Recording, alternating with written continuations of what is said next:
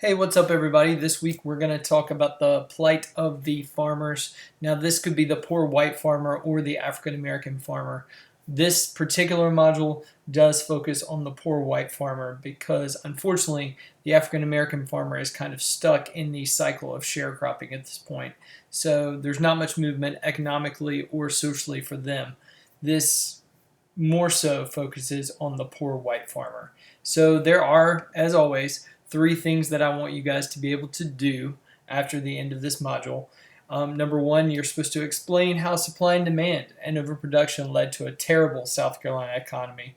This is probably the low point of South Carolina economy until the Great Depression. Second, describe the purpose of Clemson University. And last, understand how various natural disasters changed South Carolina's safety standards and the economy. So we're going to start with overproduction of cotton. Now, what I did is I chose the supply and demand curve. Many of you have probably seen this before. Once you take economics in high school and college, you're going to see this many more times. But basically, it's the most simple design. Supply goes up, demand goes down. As supply goes up, demand and price go down. As supply is down here, demand goes up.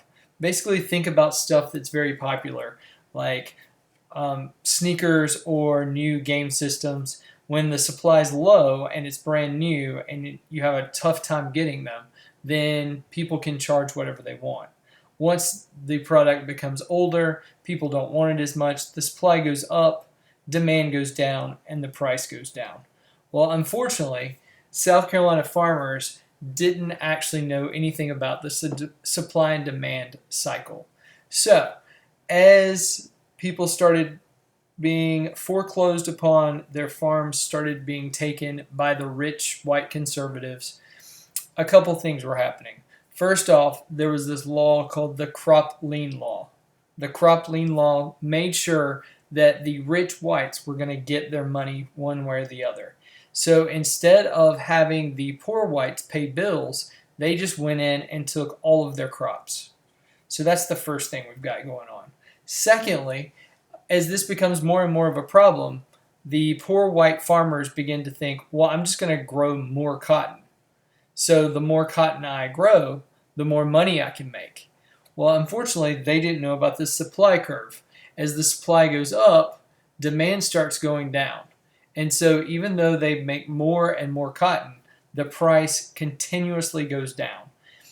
You add this with foreign competition. You've got Egypt and other countries bringing cotton into America for the first time since the Civil War. Well, that means the price is going to fall even more. And so the farmer is kind of stuck in this cycle of debt. Now, I didn't put in the slides the army worm and the boll weevil, but they're also two insects that are literally laying their eggs or eating the cotton, depending on the insect. And so you've got this perfect storm of bad conditions for farmers during this time period. Now, one of the bright spots, most of us know Clemson University as what here is on the right of the screen, the football team and how great they are.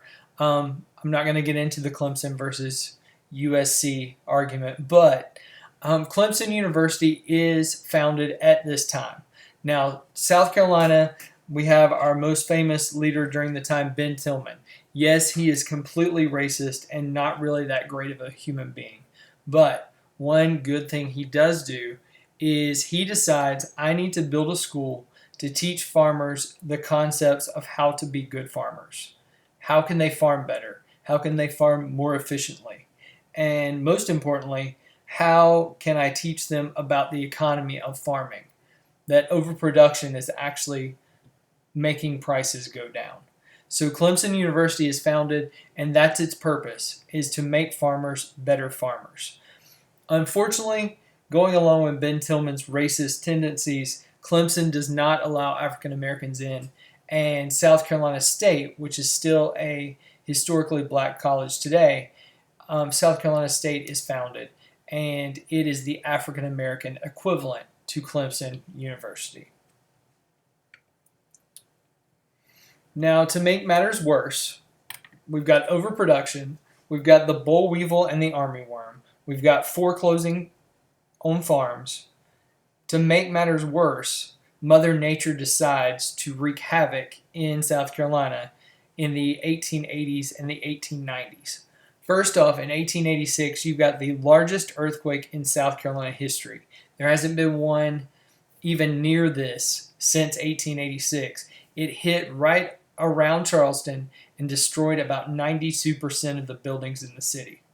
Now, the only good thing I can say about this is that safety regulations and new technology followed the earthquake. So you do have buildings being built a little bit more sturdy after they're all knocked down, but overall a bad situation. Now, as soon as they get the city rebuilt, in 1893, a series of hurricanes began to constantly hit Charleston, and we're talking very strong hurricanes. And they would get over one, and another one would come in. Well, they keep having to rebuild the city because it keeps getting destroyed by the hurricanes. And that is your word of the week this week is hurricane.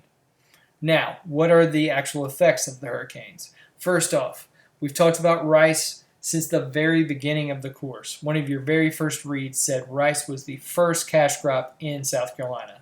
Well, the hurricanes finally do an end to that, and in 1893, rice, all the fields are destroyed, and it is no longer a cash crop from that point on.